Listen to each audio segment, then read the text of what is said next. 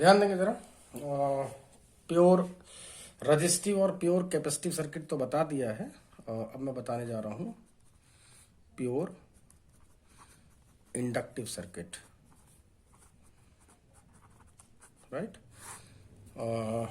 तो ध्यान देंगे, ये हमारे पास एक इंडक्टर है,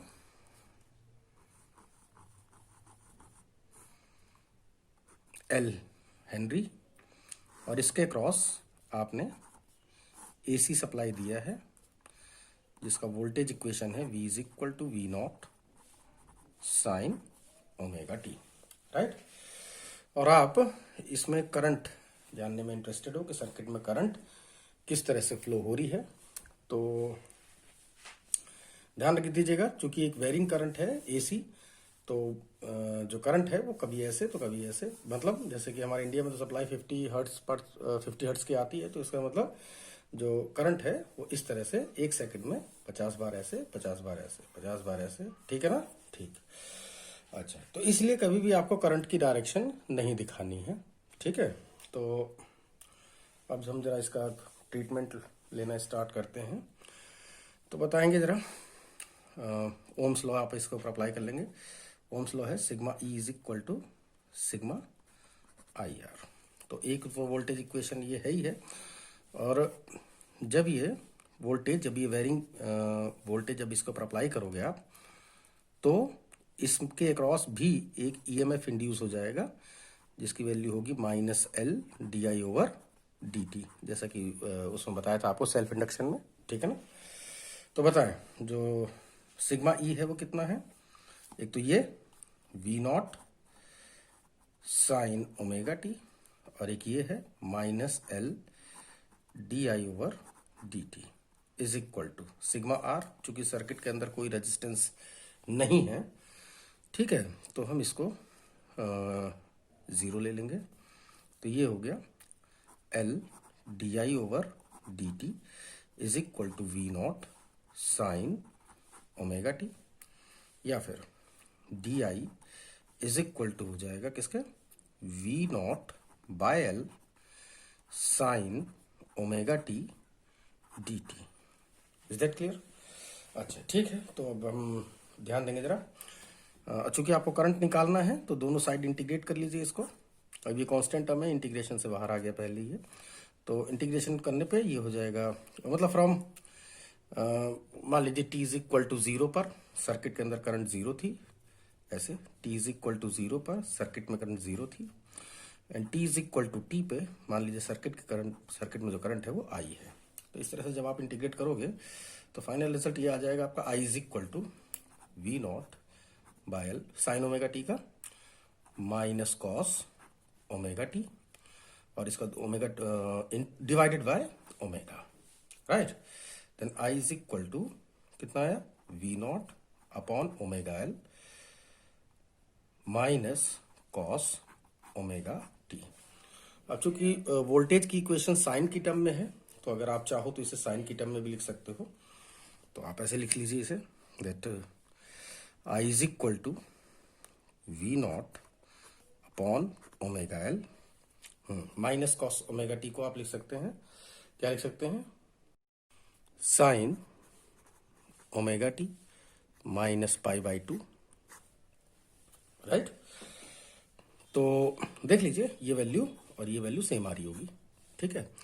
अब यहाँ पे जरा ध्यान देंगे, I इज इक्वल टू, अब जरा डायमेंशनल एनालिसिस से देखें, इधर क्या है, इधर है एम्पियर, तो ये साइड भी पूरा एम्पियर होना चाहिए, और जितने भी ट्रिग्नोमेट्रिकल रेशियोज होते हैं वो पूरी तरह से डायमेंशनलेस होते हैं। तो इसका मतलब ये वाला जो हिस्सा आपको दिखाई दे रहा है ये एम्पियर में होना चाहिए। अब इसकी तो कोई डायमेंशन है नहीं, ठीक, तो इसकी जो डायमेंशन है वो कितनी होनी चाहिए, वो आपकी एम्पियर की आनी चाहिए। तो आपको पता ही है I इज इक्वल टू या फिर एम्पियर इज इक्वल टू किसके होगा, वोल्ट अपॉन ओमेगा, यानी कि ओम, राइट। तो ये ध्यान दीजिए कि ये तो वोल्ट में है, अपनी जगह पे सही है वी नॉट, तो ओमेगा एल क्या है, ये ओमेगा एल इस सर्किट की ओमिक वैल्यू है। तो मैं इसको कुछ लिख दे रहा हूं, let where omega L is equal to X L, is called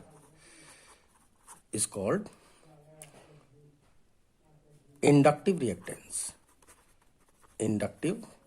reactance measured in ohm, right. मतलब ये ओम में होना ही चाहिए। अगर आप लोगों को चेक करने की जरूरत पड़ रही है तो आप ओमेगा एल की डायमेंशन निकाल लीजिए, वो आपकी रेजिस्टेंस की डायमेंशन आ जाएगी, यानी कि जो ओम की जो डायमेंशन होती है, ठीक है। तो वोल्ट पर ओम, तो मैं जरा यहाँ पर पहले इसको हम लोग क्लियर कर लें, उसके बाद हम आगे चलेंगे। तो आई इज इक्वल टू हो गया V naught upon XL sine omega T minus pi by 2। तो आई इज इक्वल टू, ये क्या हो जाएगा, ये मैक्सिमम वोल्टेज है, यानी कि पीक वैल्यू ऑफ वोल्टेज, और ये है सर्किट का वो पार्ट है ये जो सर्किट में करंट के फ्लो करने में दिक्कत पैदा कर रहा है, मतलब इसकी ओमिक वैल्यू है। यहां ध्यान रखिएगा कि हम इसको रेजिस्टेंस नहीं बोल सकते। रेजिस्टेंस तब बोलेंगे जब सर्किट में करंट फ्लो होने में जो दिक्कत पैदा हो रही है या जो रुकावट पैदा हो रही है वो रजिस्टर की वजह से हो, ठीक है। कैपेसिटर की वजह से हो रही है तो हम उसको कैपेसिटिव रिएक्टेंस बोलेंगे, इंडक्टर की वजह से हो रहा है तो हम उसको इंडक्टिव रिएक्टेंस बोलेंगे। हालांकि resistance, inductive reactance and capacitive reactance तीनों की जो एसआई यूनिट है वो ओम ही आएगी वो, राइट। तो मैं इसको लिख दे रहा हूं, ये मैक्सिमम करंट है sign omega T minus pi by 2। तो ये करंट की इक्वेशन आ रही है आपकी, ठीक है। तो अब जरा हम थोड़ा सा ध्यान दें इस पर कि हमारी जो वोल्टेज की इक्वेशन थी वो क्या थी, V naught sine omega T थी, और करंट की क्या है, I naught sine omega T minus pi by 2, जैसा कि दिख रहा है आपको, ये ब्रैकेट लगा लीजिए, माइनस पाई बाय 2, राइट। तो इसका मतलब ये है कि जो करंट है वो वोल्टेज से 90 डिग्री लैग कर रही है, यानी कि पीछे चल रही है। यानी अगर फेजर डायग्राम अगर इसका बना है, या आप ऐसे भी लिख सकते हो, अगर आप करंट की इक्वेशन को ऐसे लिख दो that I naught sine omega t, तो वोल्टेज की इक्वेशन ऐसे आ जाएगी, V naught sine omega t plus pi by 2। तो आप दोनों बात कह सकते हो कि आप ऐसे कह सकते हो कि वोल्टेज करंट से 90 डिग्री आगे चल रही है, या आप ऐसे कह सकते हो कि करंट वोल्टेज से 90 डिग्री पीछे चल रही है। तो आप दोनों बातें कह सकते हो, कोई गलत कुछ नहीं दोनों में, ठीक है। यानी अगर मैं इसका फेजर डायग्राम बनाऊं तो फेजर डायग्राम आप कुछ इस तरह से बना सकते हो कि अगर मैं ये कह रहा हूं कि ये वोल्टेज है, voltage across the inductor, right. Current ले लीजिए, current across the current in the circuit, right. तो जो वोल्टेज ड्रॉप होगा अक्रॉस द इंडक्टर, ध्यान दीजिए, अक्रॉस द इंडक्टर, इसके अक्रॉस जो वोल्टेज ड्रॉप हो रहा है जिसको आप VL बोल रहे हो, किसको बोल रहे हो, VL, राइट। तो जो VL है वो करंट से 90 डिग्री आगे चल रहा है, आप ऐसे लिख सकते हो। ये एरो साइन आपको बता रहा है कि ये आगे चल कौन रहा है। तो आप इंडक्टिव सर्किट में वोल्टेज आगे चलती है, करंट पीछे चलती है, बाय एंगल 90 डिग्री है। दोनों के बीच का जो फेस एंगल है वो कितना है, 90 डिग्री है। मेरे ख्याल समझ में आ गई होगी बात, कोई इतनी बड़ी बात नहीं, मैं पहले भी सब कुछ आपको डिस्कस कर चुका हूं इन सब के बारे में, ठीक है। अच्छा, अगर आप इसका डायग्राम बनाना चाहें तो जरा ध्यान दीजिए, अगर ये बताइए इससे बनाऊं या इससे बनाऊं, जैसे भी आपको अच्छा लगे आप वैसे ही बना लीजिए, ठीक है। दोनों से सेम ही आना है आंसर। तो ध्यान दें, मैं इससे बना दे रहा हूं, ठीक। तो वोल्टेज की इक्वेशन साइन की टर्म में दिख ही रहा है आपको, ये ऐसे। तो ये है आपका V is equal to V naught sine omega t time versus voltage या करंट, राइट। तो ये क्या है, 90 डिग्री पीछे चल रही है। तो ये जरा थोड़ा सावधानी से बनाइएगा आप लोग, ऐसे ऐसे ऐसे और फिर ये ऐसे, राइट। जब वोल्टेज की वैल्यू 0 है तो करंट, ये करंट की इक्वेशन है ये, I is equal to I naught sine omega T minus pi by 2, right. तो जब वोल्टेज 0 है तो उस टाइम पे करंट मैक्सिमम है, लेकिन नेगेटिव मैक्सिमम। जब वोल्टेज की वैल्यू मैक्सिमम पॉजिटिव है तब उस टाइम पे करंट की वैल्यू 0 है, ठीक है ना। जब वोल्टेज 0 है तो इस टाइम पे जो करंट की वैल्यू है वो मैक्सिमम पॉजिटिव है, जिसको आप आई नॉट लिखते हो ये, ठीक। तो ये आपका वी नॉट है। तो इस तरह से इसका ये ग्राफ बन जाएगा इसका। मेरे ख्याल से सबको समझ में आ गया होगा अब तक, ठीक है। एक चीज और है इसके अंदर, जो XL is equal to omega L है। आप ओमेगा की जरा वैल्यू पुट कर दीजिए in terms of frequency, 2πf into L, right. तो मैं जरा ग्राफ बनाने जा रहा हूं, इसको मैं वाई एक्सिस पे ले रहा हूं, इसको मैं एक्स एक्सिस पे ले रहा हूं, तो बाकी बचा हुआ हिस्सा कांस्टेंट है जो कि स्लोप के इक्वल आ जाएगा। तो किस तरह का कर्व आएगा ये, y is equal to M X का कर्व आएगा। तो y is equal to M X का जो कर्व आता है वो ये है आपका फ्रीक्वेंसी वर्सेस इंडक्टिव रिएक्टेंस।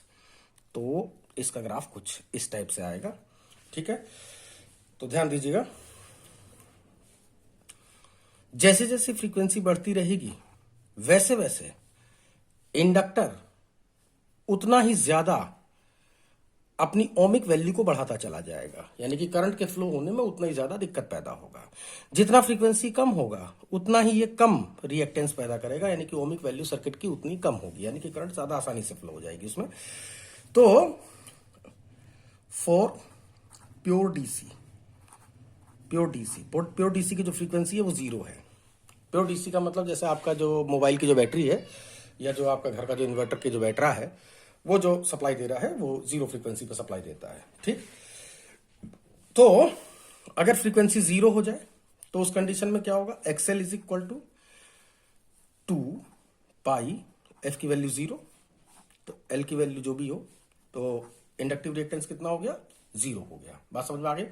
यानी अगर आप इसे प्योर अगर मतलब किसी भी इंडक्टर को, यानी कि मान लीजिए कोई ये आपके पास इंडक्टर है ये, ठीक है, और आप इसके अक्रॉस कोई बैटरी लगा दो ऐसे, ठीक, तो उसका जो इंडक्टिव रिएक्टेंस है वो बिल्कुल 0 हो जाएगा। इसका मतलब वो इंडक्टर की तरह बिहेव ही नहीं कर रहा है, वो इंडक्टर की तरह बिहेव, इंडक्टर की कोई क्वालिटी नहीं होगी उसके अंदर, right.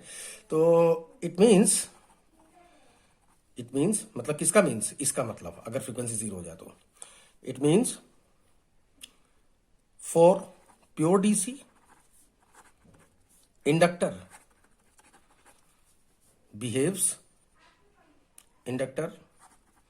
do not show their inductive property। मैं यहां पर एक बात बताना चाहूंगा, क्योंकि इंडक्टर जो हैगा वो एक वायर से आपने बना रखा है, तो वायर का तो जो रेजिस्टेंस है R is equal to rho L upon A, केवल रेजिस्टेंस एक्टिव रहेगा इस केस में, ठीक है। यानी कि अगर किसी भी इंडक्टर के अक्रॉस सिर्फ बैटरी अगर आप लगा रहे हो तो उस समय पर जो भी उसकी ओमिक वैल्यू होगी वो सिर्फ और सिर्फ उसके रेजिस्टेंस, वायर के रेजिस्टेंस की वजह से होगी, यानी कि इंडक्टिव रिएक्टेंस का उसके अंदर कोई रोल नहीं है। बात समझ में आ गई, जैसा कि आप लोगों को ये दिख भी रहा होगा। इन न्यूमेरिकल करते समय कभी कभी इस तरह के इशारे कर दिए जाते हैं, ठीक है।